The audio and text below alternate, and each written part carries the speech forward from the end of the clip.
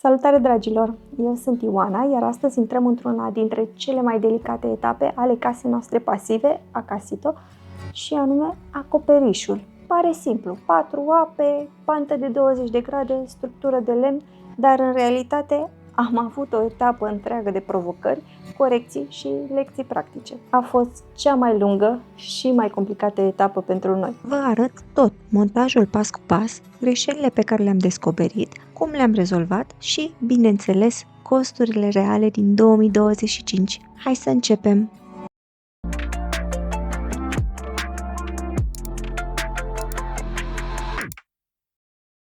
După ce am finalizat turnarea plăcii și pereții etajului, suntem gata pentru una dintre cele mai importante etape, acoperișul. E etapa care definește forma casei și protejează tot ce am construit până acum. În primul rând, s-a tratat lemnul ce va fi folosit la acoperiș cu soluții anticarii, microorganisme, ce ajută puțin și la ignifugare pe o perioadă limitată. De obicei, această perioadă e menționată pe prospect. Lemnul ce e folosit la acoperiș trebuie să fie uscat și tratat. Noi avem un acoperiș în 4 ape, simplu, fără luminatoare, cu o pantă de 20 de grade. Acesta va avea o șarpantă clasică făcută din lemn. S-au apucat de cosoroabă sau de centura acoperișului. S-au luat grinzi și s-au găurit pentru a trece prin ele tijele metalice filetante ce au fost înfipte în beton la pereții de la etaj. Puteți vedea etapa în video dedicat. Acestea vor ajuta la fixarea și îndreptarea cosoroabei prin șuruburi și șaibe. La vânturi puternice să fie foarte greu spre imposibil de clintit de pe poziție. A venit și polistirenul pentru termoizolația de la acoperiș în șantier. E cât mine!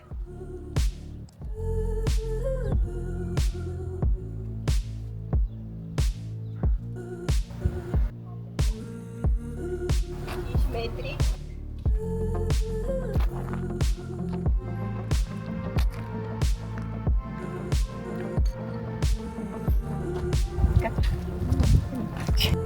Am avut niște săptămâni de foc, chiar și cu cod de caniculă, și asta a îngreutat lucrările mult și s-a lucrat doar în prima parte a zilei.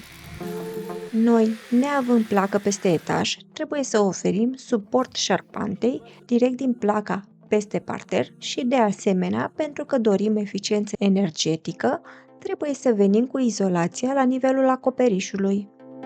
Popii sau stâlpii prinși în placă direct cu niște colțari de metal. Ce Ioana, nu-i bine? Lasă și la buc acolo să fie Giulo. E Stanley.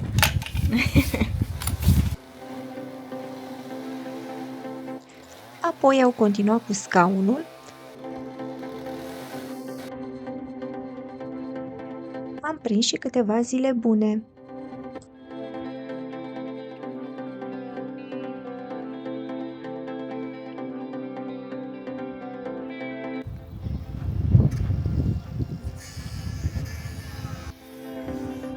O zi superbă în care să lucrezi la acoperiș. O pasăre răpitoare survola și ea zona, interesată de pradă sau de ce facem noi pe șantier.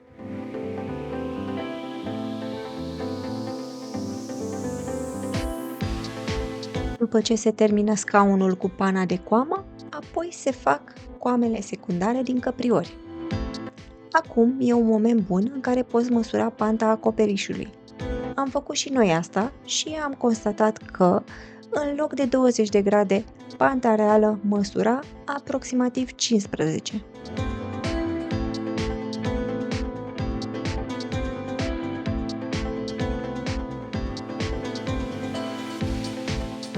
Datorită soluției alese cu izolația peste căprior, s-a greșit puțin înălțimea scaunului și panta a ieșit mai mică de 20 de grade cum era prevăzut în proiect.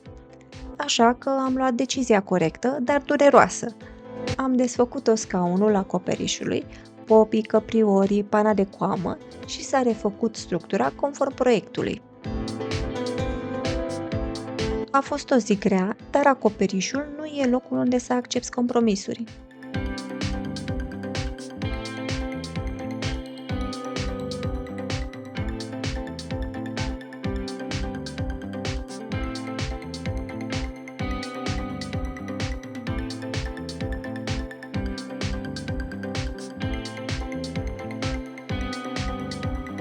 Puteți măsura ușor și voi cu telefonul panta acoperișului. Pentru Android găsiți aplicații, pe iOS e deja integrată această opțiune.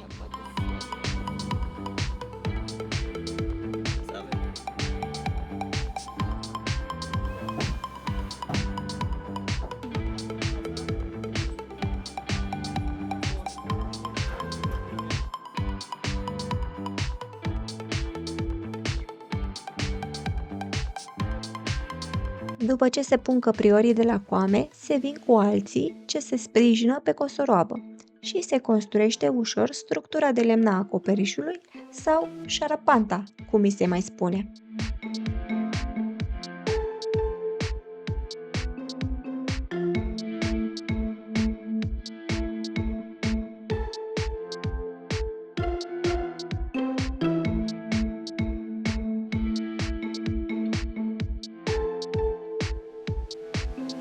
Pe hârtie, totul era planificat. În realitate, canicula a oprit lucrările aproape zilnic de la ora 2, se venea dimineața de la 6, 6 și jumătate în șantier și se lucra până când era soarele prea puternic. Am avut și noroc ca fix când se lucra la înălțime să fie temperaturi insuportabile, chiar cod roșu de caniculă.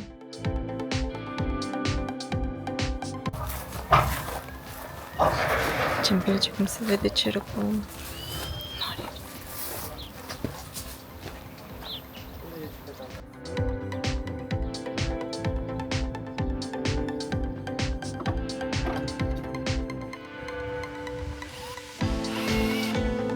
O altă provocare, materialele lipsă. Lemnul comandat inițial nu era pentru tot acoperișul și nici nu mai era tot într-o condiție bună pentru că s-a folosit și la etapele anterioare. Așa că a trebuit să mai comandăm lemn. Și aici a fost o provocare să găsim exact dimensiunile ce ne trebuie din scurt, la preț ok și să ne livreze în zona noastră. Prețurile creșteau de la o zi la alta și puțin livrau în zona noastră cantitatea așa mică cum aveam noi nevoie. După zile bune de telefoane, am găsit ce aveam nevoie, însă când a venit comanda, nu au fost toate lemnele calitative așa cum ar trebui.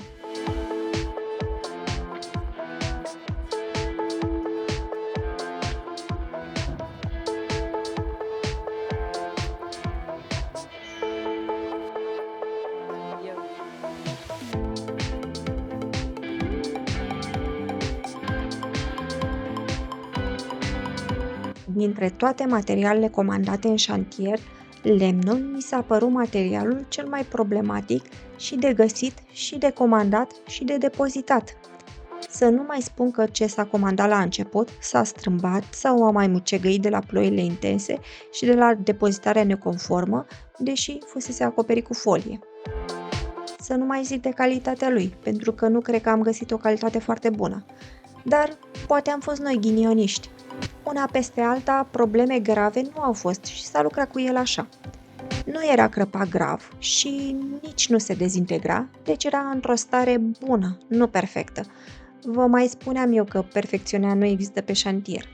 Poate nici la lemn.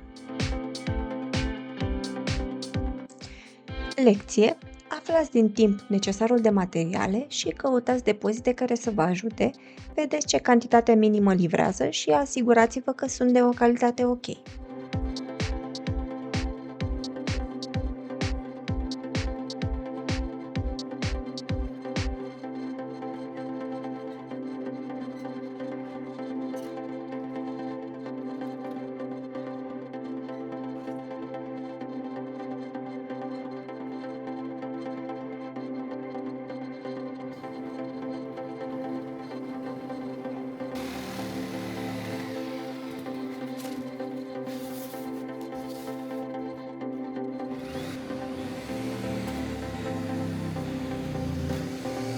În zona cosoroabei, pe exterior, se pune izolația termică. Nu mai aveam elemente de izodom de 25 ca să vină pe acea zonă, pe tot perimetru, însă am folosit din polistirenul EPS cumpărat pentru izolația acoperișului.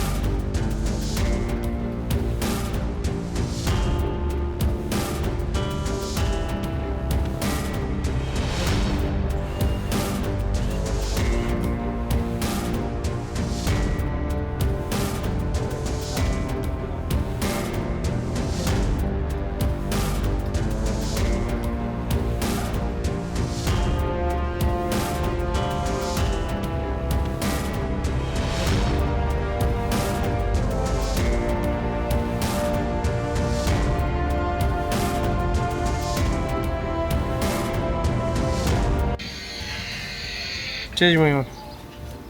Super. Ne filmezi? Ce să se vadă, băjiți.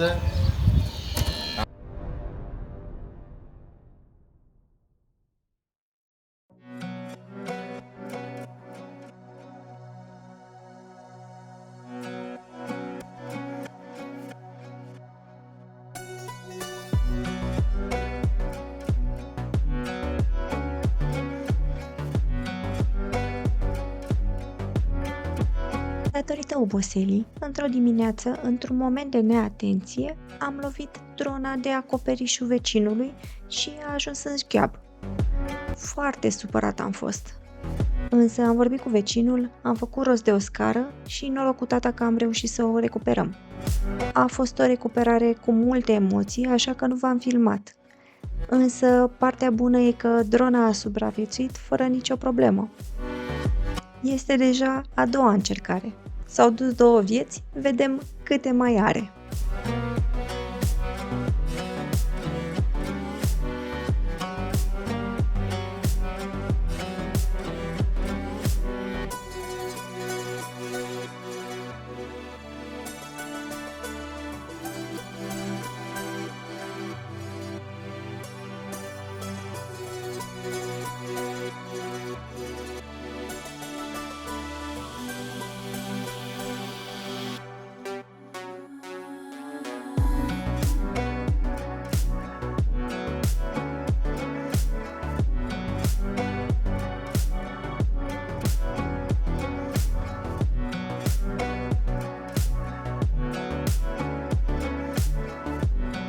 Montarea structurii de șarpantă a mers repede.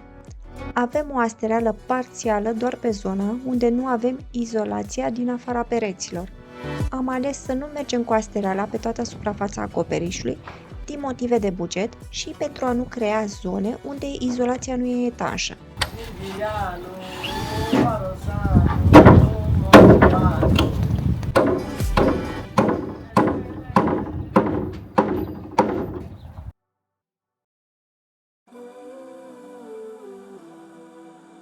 La baza acoperișului avem o astereală clasică din lemn, dar restul sistemului este diferit, venind cu izolație direct pe căpriori.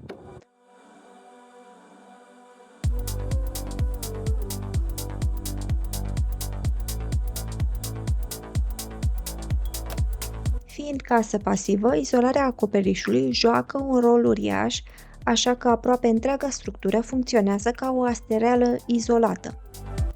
Toată izolația casei trebuie să fie continuă, etanșă și fără punți termice, de la fundație, la pereți și până la acoperiș.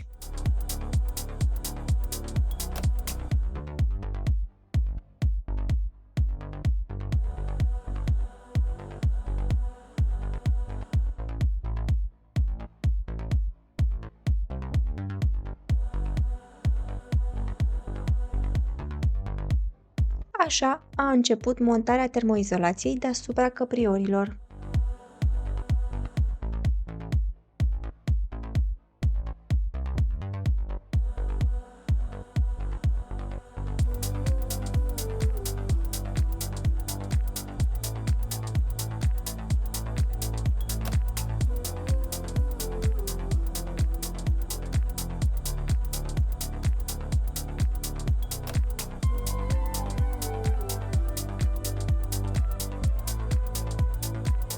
Izolația este din IPS cu grosime de 20 de cm și cu o lățime de 1 metru și o lungime de 5 metri.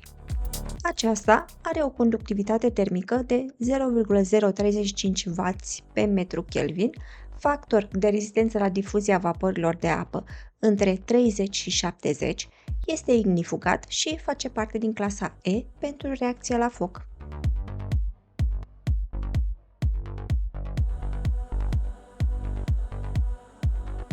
Hai că încet. Săptămâna asta scăpat, Ușor și sigur.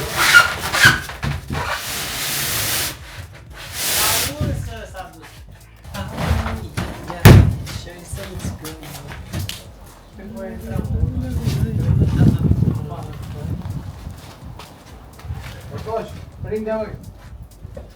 Domnule, prinde.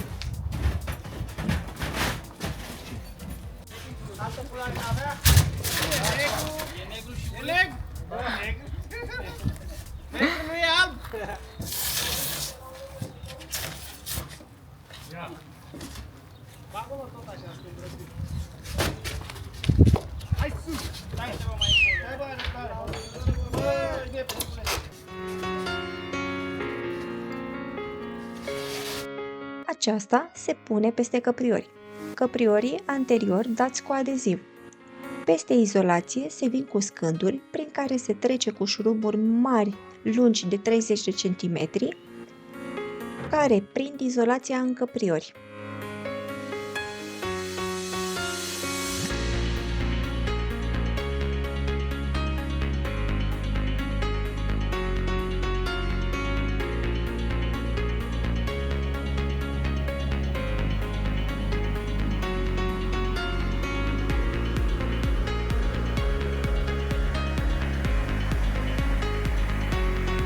Am avut de ales între două soluții, venirea cu izolația până la baza căpriorilor sau împărțirea acoperișului în două trepte și venirea cu izolația doar până la marginea izolației pereților. Nu am ales prima variantă pentru că ne era frică că zona de pazie să nu fie foarte groasă, aproximativ 40 de cm, și să arate inestetic în comparație cu casa noastră, ce nu e una de dimensiuni impunătoare, după foarte multe răzgândiri.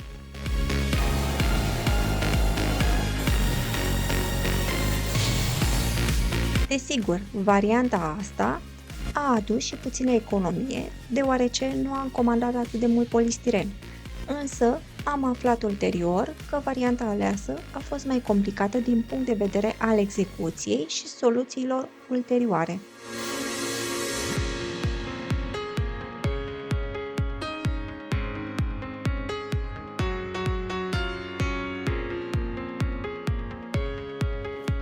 Am simțit multă fericire când s-a montat termoizolația pe acoperiș. Arăta bine și se simțea deja în casă diferența de temperatură. Uimitor! În container era cuptor, nu mai puteai sta, așa că ne refugiam des în casă.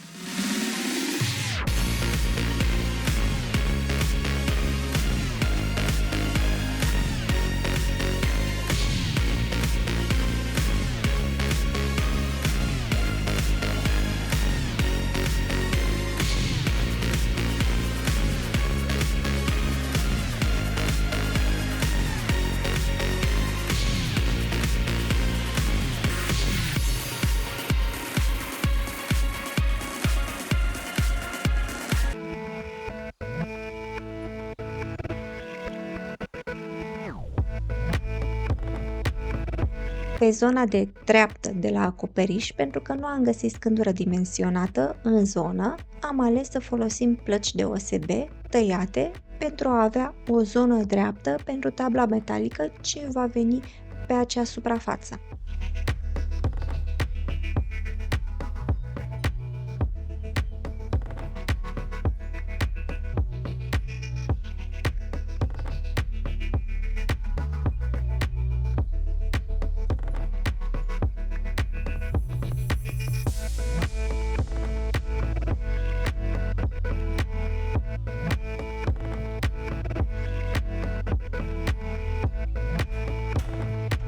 s-au decofrat scările interioare.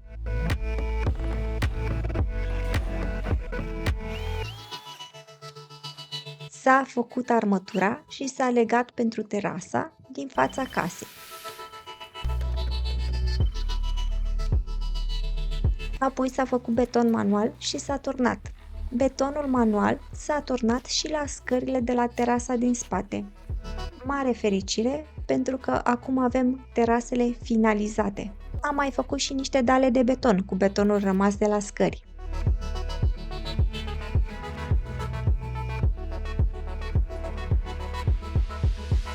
Echipa a muncit foarte mult și în ultima etapă și noi am fost mulțumiți. Și aici s-au încheiat lucrările cu echipa colaboratoare Izodom, care ne-a construit structura izolată termic la standard de casă pasivă. Nu regretăm alegerea. Datorită caniculei, lucrarea care ar fi trebuit să dureze 5 zile s-a lungit pe 7 zile. Costurile pentru structura acoperișului izolată sunt manoperă, lemn, polistiren, EPS, alte materiale, un total de 10.736 de euro.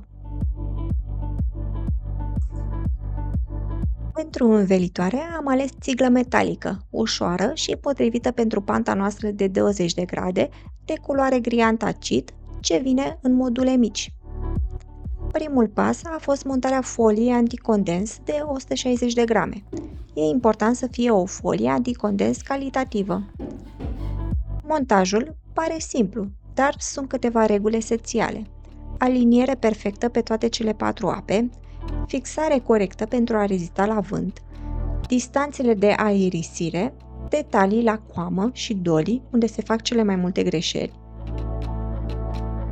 După folie, s-a venit cu șipci verticale și orizontale pe toată suprafața acoperișului și în zona coamelor, ce ajută la prinderea foliei, dar și pentru a crea o distanță de aerisire între tablă și asterală, distanță foarte importantă și, desigur, pentru a avea totul perfect drept.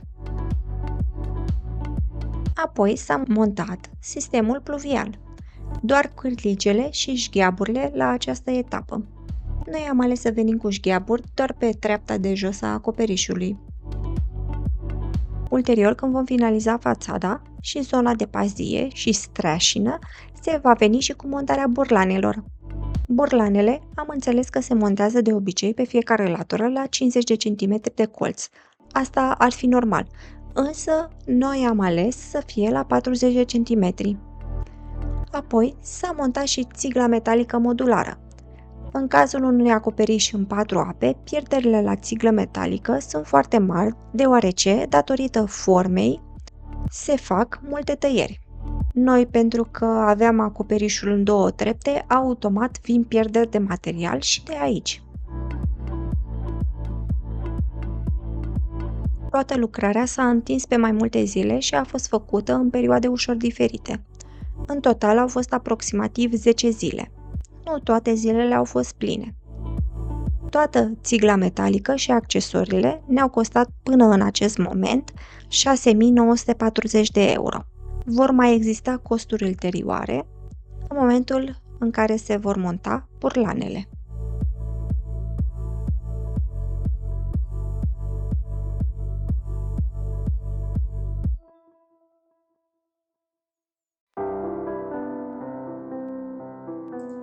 A venit toamna și a urmat un cod roșu de ploi, care ne-a oferit garanția că totul e ok la învelitoare și putem continua cu alte lucrări liniștiți în zona acoperișului.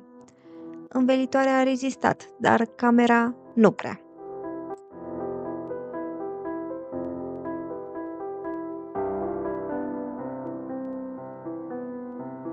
La o casă pasivă, detaliile de etanșare sunt la fel de importante ca și estetica sau forma. Deoarece acoperișul e o zonă sensibilă, iarna se pierde foarte multă energie, iar vara se supraîncălzește, deci trebuie să aibă o izolație serioasă. Pe lângă cei 20 de cm de izolație din EPS, am ales să venim și cu o izolație din spumă poliuretanică cu celulă deschisă de încă 15 cm. Înainte de începerea lucrării, a trebuit să acoperim geamurile de la etaj ca să nu zboare particulă de spumă în curte și la vecini, așa că Alex și tata s-au ocupat de acest aspect și în câteva ore a fost gata. Am ales să luăm spumă de la Isotherm și nu regretăm alegerea. Eu m-am echipat ca să vă iau câteva cadre și ne-am amuzat copios și la această etapă. Avem grijă de făinuțe și de noi. Avem și mască aici. Chiar și Iesu e mare. Pentru mine. N-avea XS, din păcate. Doar de copilaș. Da. Și masca pentru momentul aplicării. Hai că merge să filmezi așa. Bun. Nu știu dacă trebuie să o pui acum.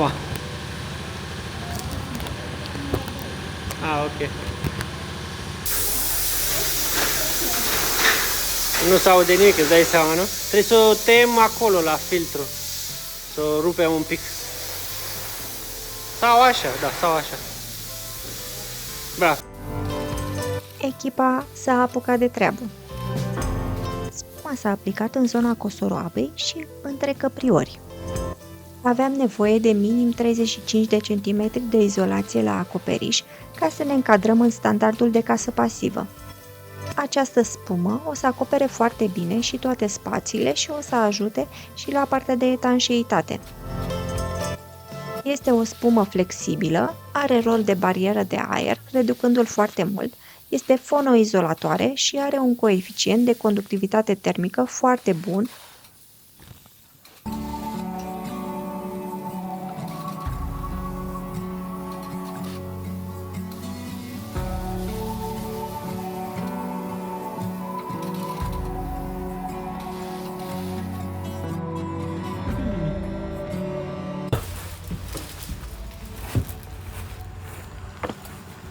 Mergem la Cernobâl. Mergem la Cernobâl.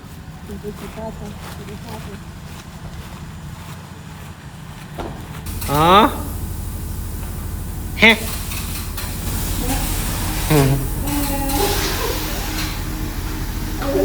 Ce?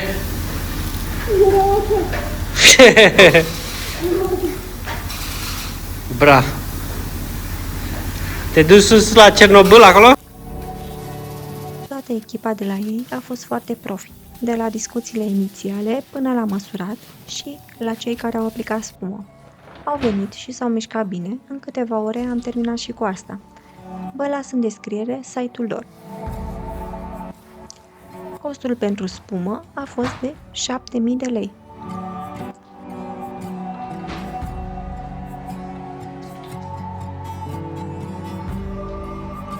Tarararam.